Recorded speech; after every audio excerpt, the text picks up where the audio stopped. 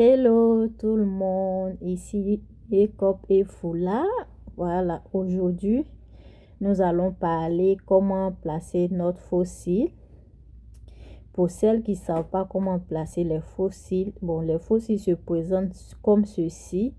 Sur une palette, vous devez décoller délicatement, voilà, pour ne pas abîmer les fossiles. Et là, vous coupez les petites bords de fabrication qui restent là, vous devez les couper. Ensuite mesurer les fossiles.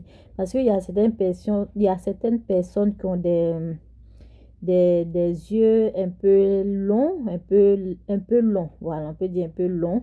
Donc, ça prend directement. Par contre, souvent, il y a des fossiles qui sont très longs. Donc, si vous voyez que c'est très long, vous coupez selon votre goût. Voilà.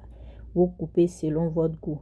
Une fois coupé les bords, mesurez. Si ça ne déborde pas, vous mettez maintenant la colle. Cette colle que j'utilise, la colle Dio, elle est vraiment super. Si vous collez vos fossiles avec cette colle là, pour retirer là, il faudra appliquer peut-être comment on appelle, les démaquillants. Vous devez appliquer vaseline pour pouvoir retirer parce que ça colle très bien. Vous pouvez faire des semaines avec cette colle là, c'est très bon. En tout cas, l'original, parce qu'il y a le faux, il y a le contrefaçon et puis il y a la qualité. Voilà. Donc, je fais pareil. L'autre, j'ai mis la colle et j'ai juste déposé pour laisser évacuer le gaz de la colle. Quand vous mettez la colle, ne placez pas directement. Sinon, souvent, il y a le gaz qui est là, qui va rentrer dans les yeux, qui fait couler les larmes, ça pique. Et souvent, il y a des colles de fabrication sur les fossiles. C'est ça que je suis en train de retirer. Si tu ne sais pas retirer, il faut laisser là-dessus tel que ça est. Sinon, ça va gâter tes fossiles. Si tu peux le faire délicatement, tu le fais simplement, délicatement, pour ne pas abîmer tes fossiles. Donc là, la deuxième paire de fossiles, je mets la colle, je dépose.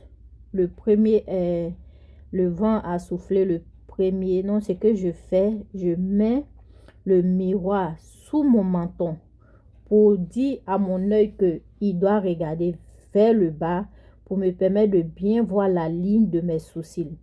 Les faux cils, pour bien voir la ligne de mes cils, les faux cils se collent au vrai cils. Voilà, c'est-à-dire au ras des cils. On ne le colle pas en haut, on ne le colle pas en bas, juste à la limite des vrais cils pour permettre aux deux de se confondre. Donc, regardez bien.